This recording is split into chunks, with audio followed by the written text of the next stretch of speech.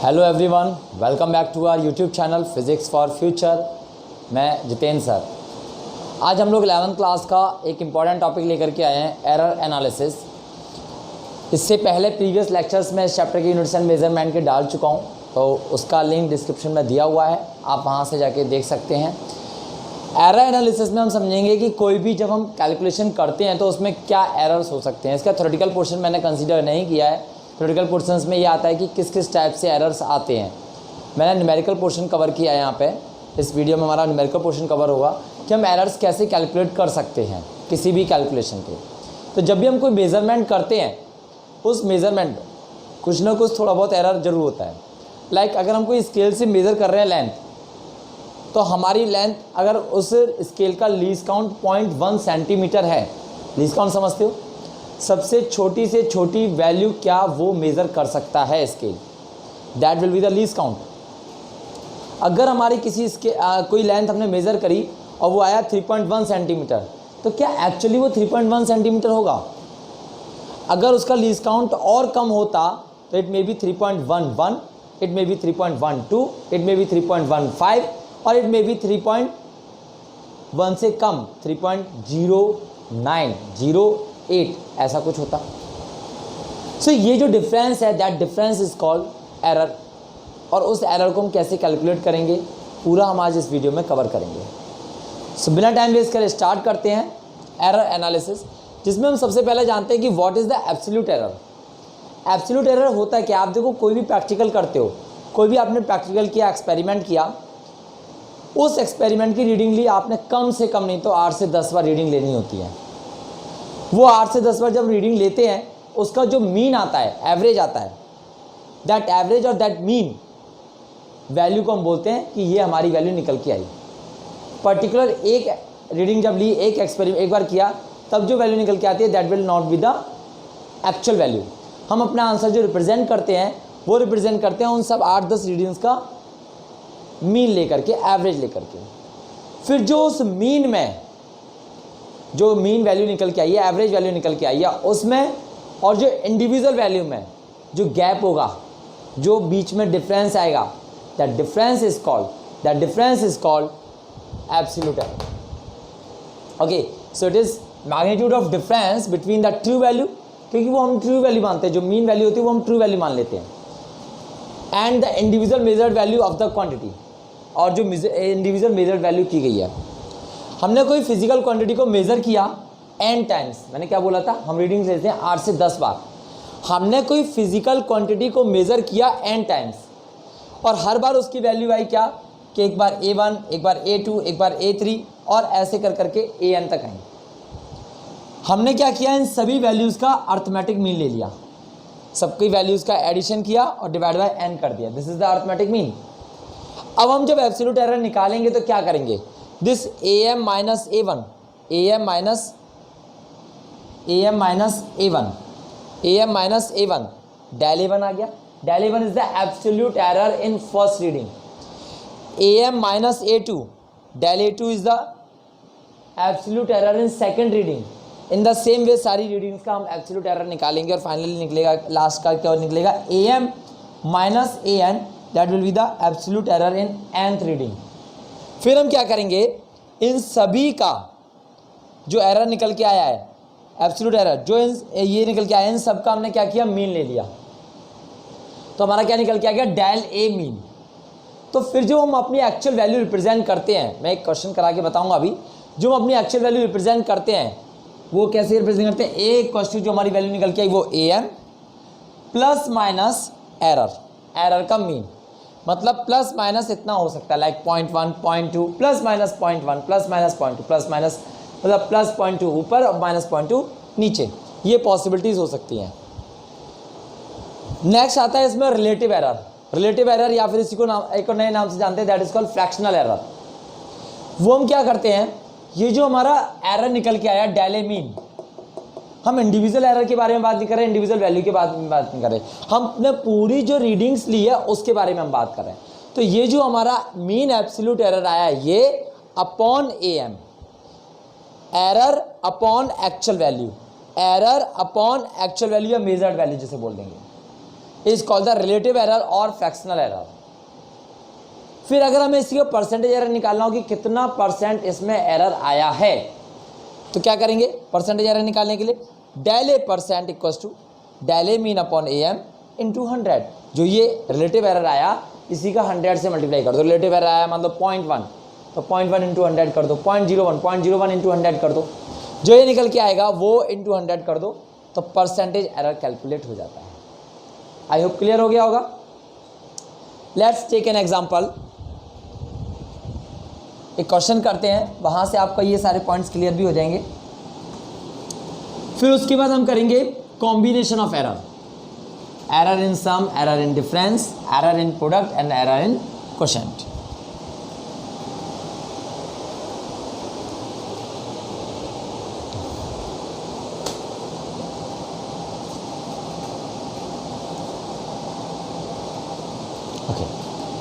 Question लेते हैं कि एक एक्सपेरिमेंट है, उसमें रीडिंग्स ऑब्जर्व की गई रिफ्रैक्टिव इंडेक्स ऑफ ग्लास की, ठीक है, और वो कितनी आई 1.45 आई, एक बार 1.56 आई, एक बार 1.54 आई, एक बार 1.44 आई, एक बार 1.54 एंड 1.53। देखो ऑलमोस्ट करीब पास आ रही हैं, बट एग्जैक्टली रिपीट नहीं हो रही। एग्जैक्टली अगर रिपीट हो भी रही है तो कोई बात नहीं, एक आध रिपीट हो सकती है, लेकिन ऑलमोस्ट सारी पास आ रही हैं। तो अब हम इसमें से कौन सी वैल्यू दें? भाई किसी ने किया एक बार एक्सपेरिमेंट, सर हमने किया, हमारा रिफ्रैक्टिव इंडेक्स 1.45 आया, टीचर ने कहा दोबारा करो, सर दोबारा किया हमने 1.56 आया, दोबारा करो 1.54 आया, नेक्स्ट टाइम करो 1.44 आया, नेक्स्ट टाइम करो 1.54 आया, नेक्स्ट टाइम करो 1.53 आया। तो अब आंसर क्या देंगे? आंसर क्या देंगे? तो आंसर देने के लिए क्या करेंगे, इसमें क्वेश्चन में क्या क्या पूछा हुआ है मैं बताता हूं आपको। पूछा हुआ है calculate first part mean value of refractive index, ठीक है। Second part mean absolute error, समझ रहे हो क्या बोल रहे हैं, डेल जो निकाला था उसका मीन निकाल दो। तीसरा फ्रैक्शनल एरर या वो रिलेटिव एरर, बात तो एक ही है, fractional error. And the fourth one is percentage error. बात यहां खत्म नहीं होती है, उसके बाद एक और चीज बोली है इन्होंने, express the result, express the result in terms of absolute error and percentage error, ठीक है। चलो स्टार्ट करते हैं इस क्वेश्चन को।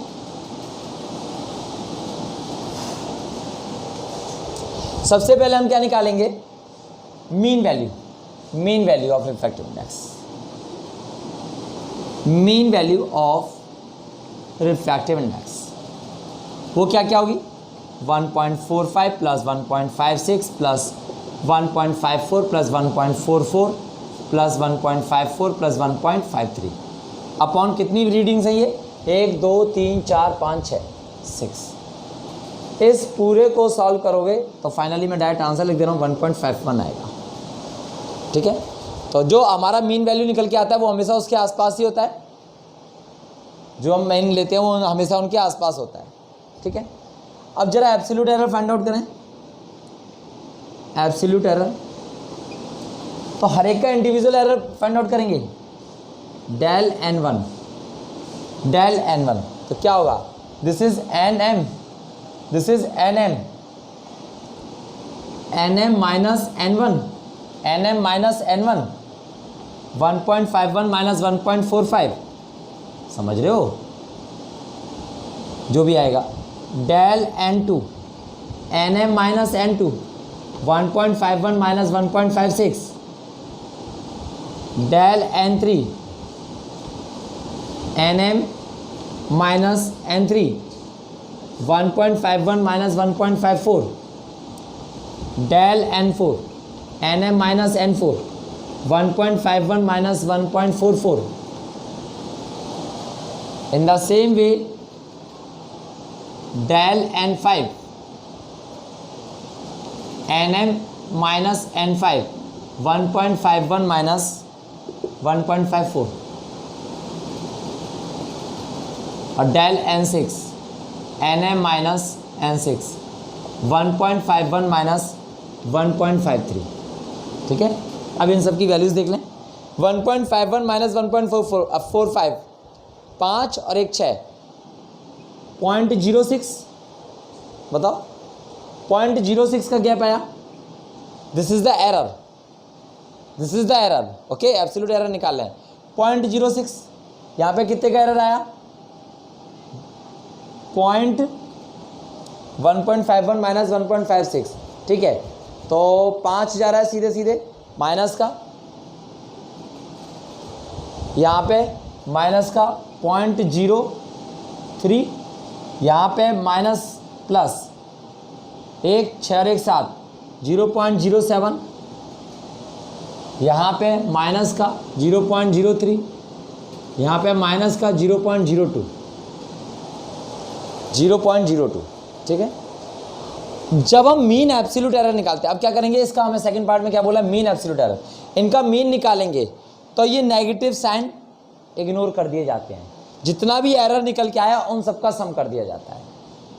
ठीक है, तो क्या करना है हमें, ये जो हमने निकाला है एब्सोल्यूट एरर डेल एन जो निकाला है हमने, ठीक है, डेल एन का हम मीन निकालना है बाहर। ठीक है, डेल एन का मीन निकालना है, या डेल एन एम से रिप्रेजेंट कर दो। ठीक है, तो वो कितना होगा 0.06 plus 0.05 plus 0.03 plus 0.07 plus 0.03 plus 0.02 upon 6। ठीक है, इस पूरे को सॉल्व करेंगे और फाइनली हमें आंसर मिलेगा 0.04। This is the del N M. Okay, अब आ जाओ फ्रैक्शनल एरर पे। तीसरा फ्रैक्शनल एरर,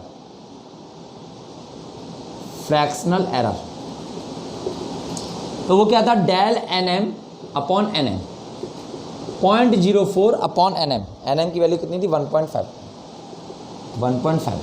ठीक है, इस पूरे को सॉल्व करेंगे तो फाइनली हमारा आंसर आएगा 0.03। मैं राउंड ऑफ करके लिख रहा हूँ, राउंडिंग ऑफ नेक्स्ट वीडियो लाने वाला हूँ मैं, राउंडिंग ऑफ। ठीक है, significant figure and rounding off को लेकर के नेक्स्ट वीडियो लाने वाला हूँ, तो वहाँ पे आप समझ जाएंगे कैसे राउंड ऑफ होता है। अब आता है परसेंटेज एरर। तो ये जो 0.03 आया है इसको ही डायरेक्ट 100 से मल्टीप्लाई कर दो। ये जो 0.03 आया है इसी को डायरेक्ट 100 से मल्टीप्लाई कर दो, आंसर आ जाएगा 3%। ठीक है, अब रिप्रेजेंट कर रहे हैं आंसर रिप्रेजेंट कर रहे हैं रिफ्रैक्टिव इंडेक्स का। 1.51 प्लस माइनस 0.03 और 1.51 प्लस माइनस 3%। ठीक है, क्लियर हुआ अच्छी तरह?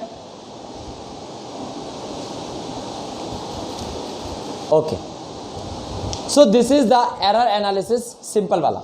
मतलब एक जो आपको इन्फॉर्मेशन दी जाएगी, वैल्यूज़ दी जाएंगी, रीडिंग्स दी जाएंगी, उसके बाद आपसे ये सारी चीज़ें पूछ लिया जाएगा।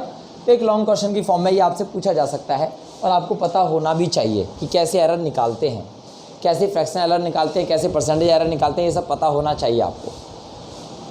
आगे बढ़ते हैं, combination of errors. Combination of errors,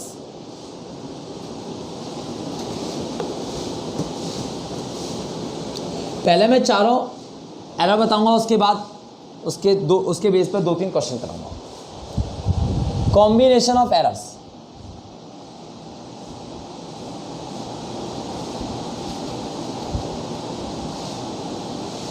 देखो सबसे पहले हम बात करेंगे error in sum. Error in सम, सम में क्या एरर होगा?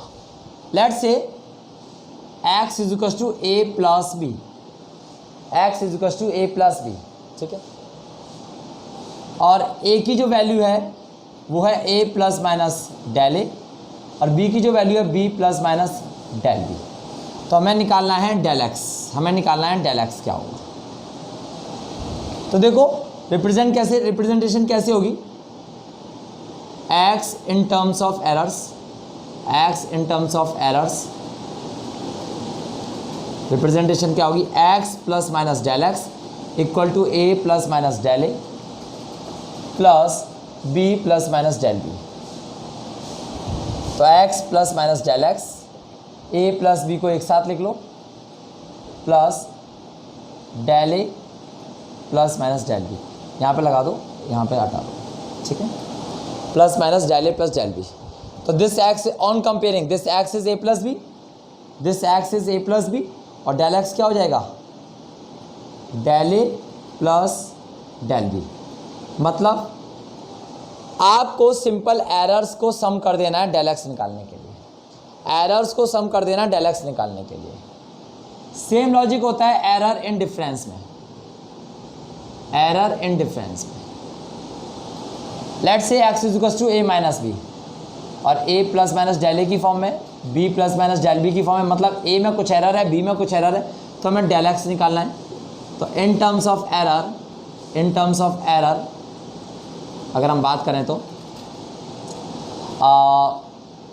X plus minus del x equals to A plus minus del A minus B plus minus del B, x plus minus del x equal to A minus B, ठीक है, A minus B plus minus del A plus del B. तो चाहे difference हो चाहे सम हो, चाहे difference हो चाहे सम हो, आपको एरर सीधे सीधे ऐड कर देने हैं। समझ में आ रहा? यहाँ पे डेल एक्स कैसे रिप्रेजेंट होगा, del A plus del B representation होगी। तो यहाँ पे क्या बोला गया है कि चाहे आपका सम आए तो भी एक्स डेल एक्स कैसे निकलेगा, del A plus del B से निकलेगा, चाहे डिफरेंस है del A plus del B से निकलेगा। क्यों क्यों सुनो, भले ही उसकी एक्चुअल वैल्यू माइनस कर रहे हैं, ए में कोई एरर रहा 0.1 का, बी में कोई एरर रहा 0.2 का, मान लो कोई दो लेंथ हम डिफरेंस कर रहे हैं, एक लेंथ हमने मेजर करी ए जिसमें 0.1 का एरर था, बी में 0.2 का एरर था, भले ही हम उनकी वैल्यू भले ही माइनस करें 3 - 2 या 4 - 2 कुछ भी, लेकिन एरर तो दोनों का सम हो जाएगा ना। टोटल एरर जो होगा फाइनल आंसर में वो इन दोनों के एरर्स का सम आएगा ना। टोटल एरर कितना किया क्वेश्चन में, तो हमेशा एरर ऐड होते हैं। क्लियर हुआ? हमेशा एरर ऐड होते हैं। ओके, अब एरर इन प्रोडक्ट बताने वाला हूँ, फिर एरर इन क्वेश्चन बताने वाला हूँ, उसके बाद एक साथ एक ऐसा क्वेश्चन लूंगा जिसमें सब कुछ अप्लाई हो रहा होगा। ठीक है, चलो देखते हैं।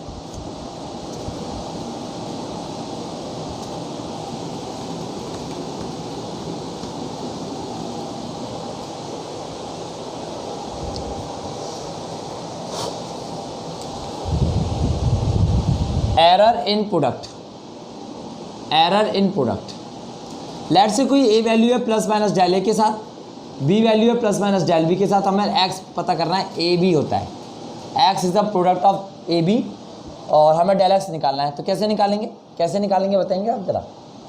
X plus minus del x equal to A plus minus del A B plus minus del B. सबको हमने सिंपल इस तरीके से लिख दिया। अब क्या ऐसा करें, इसमें से मैं एक्स कॉमन ले रहा हूँ, 1 plus minus del x upon x equal to, इसमें से ए कॉमन ले रहा हूँ, 1 plus minus del A upon A, B 1 plus minus del B upon B.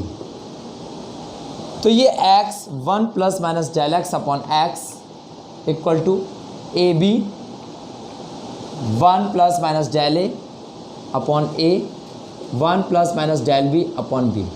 ये ए बी एक्स से कैंसिल हो जाएगा क्योंकि x is equal to A B के बराबर है। तो क्या आया, 1 plus minus del x upon x, 1 का इन दोनों से मल्टीप्लाई करेंगे तो 1 plus minus del B upon B, फिर इसका इन दोनों से मल्टीप्लाई करेंगे तो plus del A upon A, ठीक है, और plus del A upon A into del B upon B. ये 1 से ये बन जाएगा। और एक बात बताओ, del A upon A is a very small quantity. भाई एरर तो 0.1 0.01 का रहा होगा, तो del A upon A is a very small quantity and del B upon B also a very small quantity. तो इन दोनों का प्रोडक्ट कर देंगे तो वो तो नेग्लिजिबल हो जाएगा ना। तो यहाँ से क्या निकल के आया, del x upon x equal to del A upon A plus del B upon B plus del A upon A into del B upon B. As del A upon A and del B upon B are small quantities. Small quantities. So they can be ignored. They can be ignored. तो क्या होगा? del x upon x is equals to del A upon A plus del B upon B.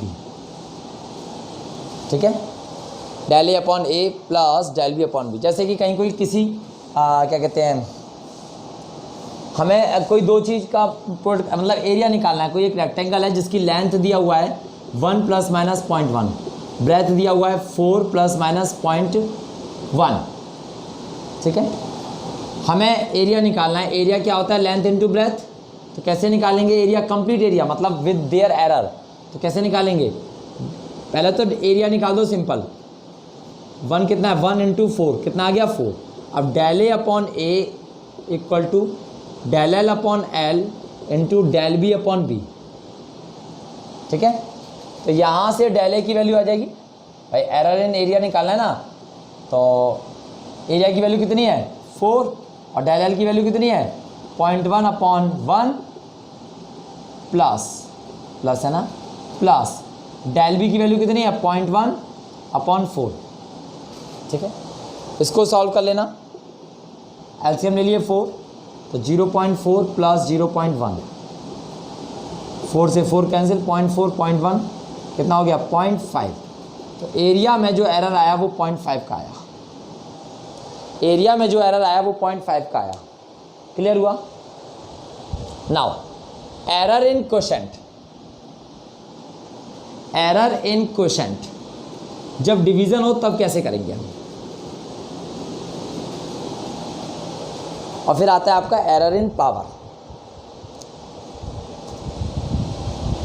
Error in quotient.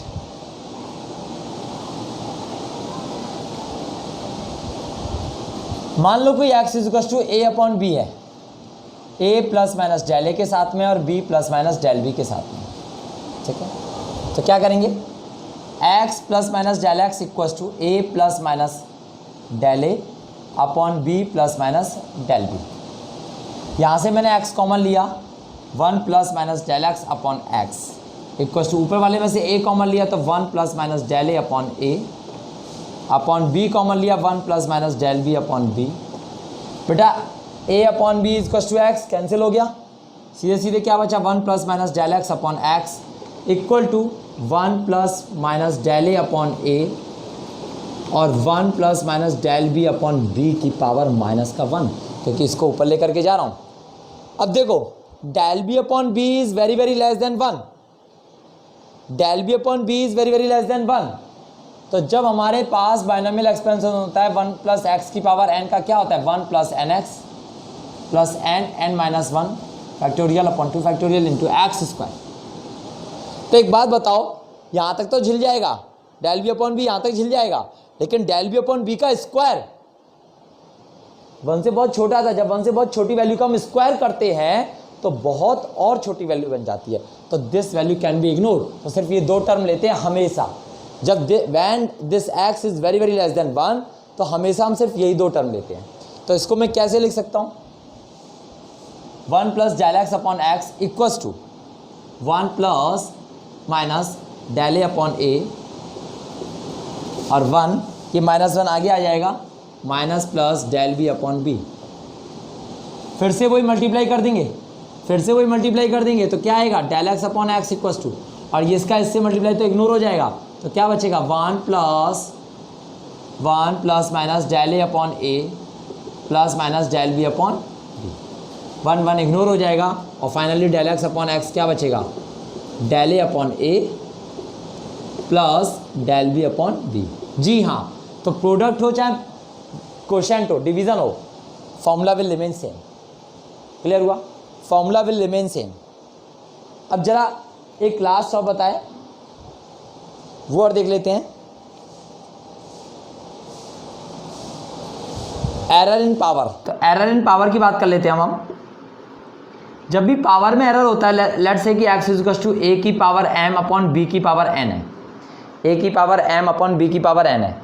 तो क्या होता है, देखो ये दोनों में तो डिवीजन रूल लग जाएगा, दोनों में डिवीजन रूल लग जाएगा, तो क्या होगा डेल एक्स अपॉन एक्स, और जो पावर होती है वो सामने आ जाती है, M times of del A upon A plus N times of del B upon B. ठीक है, del B upon B, M times of del A upon A plus N times of del B upon B. Clear हुआ? ठीक है, कैसे आया, कैसे आया जरा इसका प्रूफ देख लेते हैं, ये आया कैसे, इसका प्रूफ देख लेते हैं। देखो हमारे पास x इज टू ए की पावर m अपॉन b की पावर n है, take log on both side, on both side, तो क्या होगा log x is to log A upon B में अगर हम लॉग, जैसे कि ये लगा दिया हमने a की पावर m अपॉन b की power n, log a upon b का फॉर्मूला क्या होता है, लॉग पढ़े होंगे आपने, लॉग a की power m minus log b की पावर n। ठीक है, लॉग a की पावर m का फॉर्मूला क्या होता है, m आगे आ जाता है, तो log x is to m log a minus n log b, यही तो होगा। ठीक है, now differentiate both side, differentiate both side, तो क्या हो जाएगा, log x का डिफ्रेंशिएशन क्या होता है, 1 upon x of D x, 1 upon x of D x, तो del x upon x M del A upon A minus का N del B upon B, del B upon B. ठीक है, अब जरा इसमें प्लस माइनस से अगर हम मल्टीप्लाई कर दें दोनों साइड तो क्या हो जाएगा, plus minus plus minus plus minus, error की बात आ रही है, एरर की बात आ रही है तो सीधे सीधे एडिशन हो जाएगा, तो फाइनली हम क्या लिख सकते हैं इसको तमीज़ से, del x upon X is equal to M times of del A upon A plus N times of del B upon B. ठीक है, क्लियर हुआ? अब जरा कुछ एक दो क्वेश्चन ले लेते हैं जहाँ से आपके सारे डाउट्स कन्फ्यूजन्स सब क्लियर हो जाएंगे। ओके,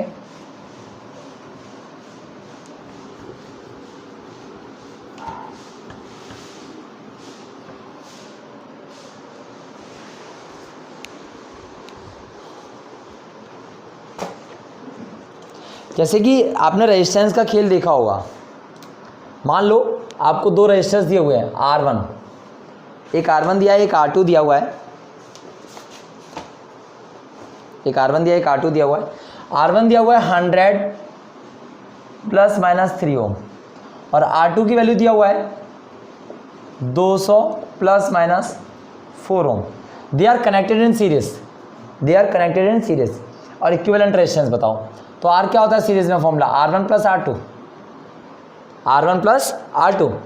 ठीक है, तो यहाँ पे हम क्या करेंगे, इसको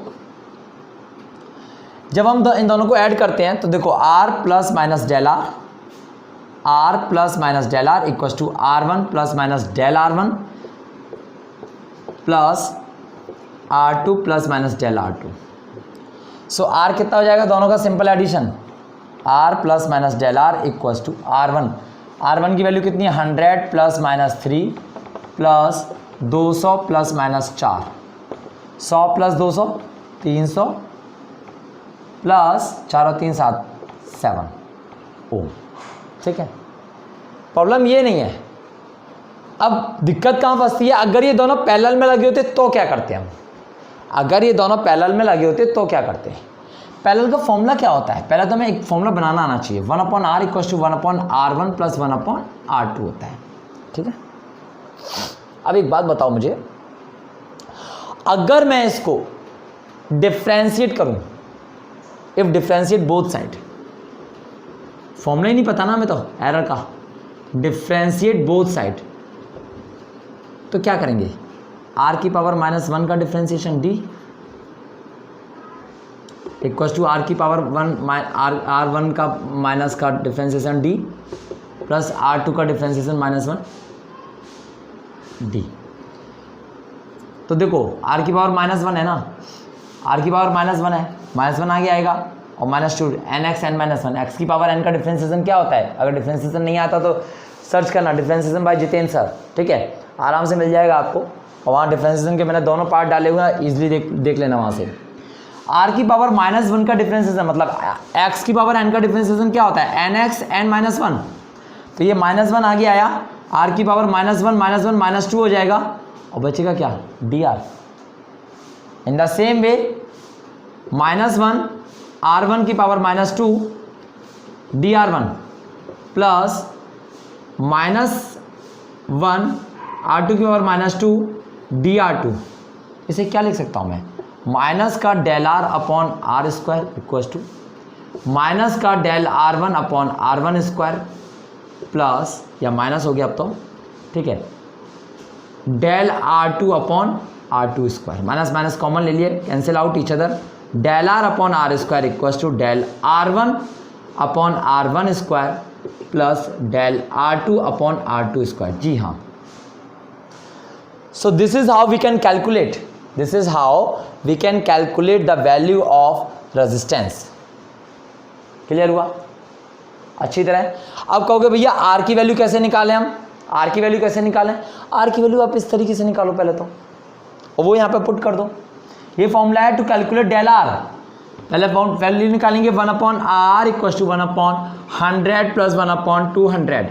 एलसीएम ले लिया 200, 2 + 1 3/200 और आर की वैल्यू कितनी आ गई 200/3।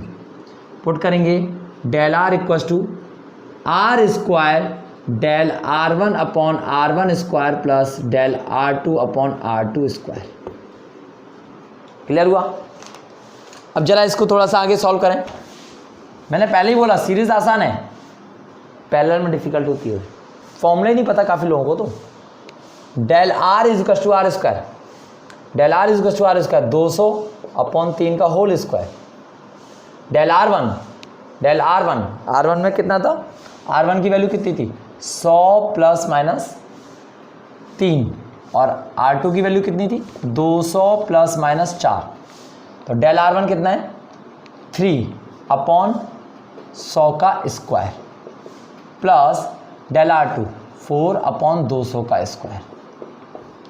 तो ये आपको पूरा कैलकुलेट करना पड़ेगा, यहाँ से डेल आर कैलकुलेट हो जाएगा।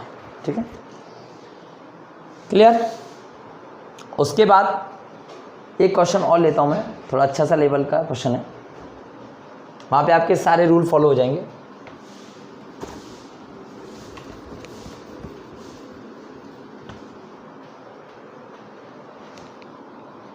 If z equals to a की पावर p, b की पावर q और अपॉन c की पावर r, तो डेल z निकालना है। क्या करेंगे आप, ये अपॉन ये, पहले तो डिवीजन रूल लगा दो, ये अपॉन ये, और इनमें आपस में क्या लगेगा प्रोडक्ट रूल लगेगा। तो क्या हो गया del z upon z equals to, और फिर पावर वाला भी लग जाएगा। तो क्या हो जाएगा p times of del a upon a plus q times of del b upon b plus r times of del c upon c। So simple. ठीक है, एक क्वेश्चन लेते हैं, बहुत इंपॉर्टेंट क्वेश्चन है। t equals to 2π√L upon g। Small G में error बताना है हमें, स्मॉल जी में एरर बताना है। ठीक है, बाकी सब कुछ गिवन है, तो स्मॉल जी में एरर बताना है। वैल्यू से मैटर नहीं करता, हमें स्मॉल जी की इक्वेशन बनानी पड़ेगी पहले। तो T square equals to 2πL upon G, G इधर आ जाएगा, क्या बन जाएगा 2πL upon T square. G equals to 2πL upon T square, और सॉरी स्क्वायरिंग बोथ साइड किया ना, तो 4π स्क्वायर। ठीक है, अब हमें इसको एरर की इक्वेशन में कन्वर्ट करना है, और आपसे पूछा जा रहा है रिलेटिव एरर। तो बहुत सिंपल है फिर तो, del G upon G into 100 equals to del L upon L into 100 plus T की स्क्वायर है ना, तो 2 into del T upon T into 100। इस तरीके से आप सॉल्व कर सकते हो, वैल्यू पुट करेंगे आंसर आ जाएगा। तो आई होप आपको एरर एनालिसिस अच्छी तरह समझ में आ गया होगा बेटा। कहीं भी कोई दिक्कत है आप कमेंट सेक्शन में छोड़ सकते हैं, कोई भी कैसा भी डाउट है क्वेश्चन है आप बेझिझक होकर पूछ सकते हैं मुझसे। ठीक है, सो प्लीज़ अगर पसंद आया हो तो लाइक शेयर एंड सब्सक्राइब जरूर करें बेटा चैनल को। ओके, ज़्यादा से ज़्यादा शेयर करें, ज़्यादा से ज़्यादा लाइक करें और सब्सक्राइब करें। और उसके बाद अब हम बहुत जल्दी सिग्निफिकेंट फिगर और को लेकर के आ रहे हैं। बहुत जल्दी सिग्निफिकेंट फिगर बताऊंगा मैं, और साथ ही साथ राउंडिंग ऑफ करना भी सिखाऊंगा कि कितनी वैल्यू तक राउंडिंग ऑफ होता है। और उसमें यही बताऊंगा, कई बार क्वेश्चन में गिवन नहीं होता कि इसमें राउंडिंग ऑफ वैल्यू इतनी है, या सॉरी सिग्निफिकेंट फिगर या लीस्ट काउंट इसका इतना है। जब लीस्ट काउंट नहीं पता होता तो फिर राउंडिंग ऑफ कैसे करेंगे वो भी बताऊंगा मैं आपको। ठीक है, थैंक यू।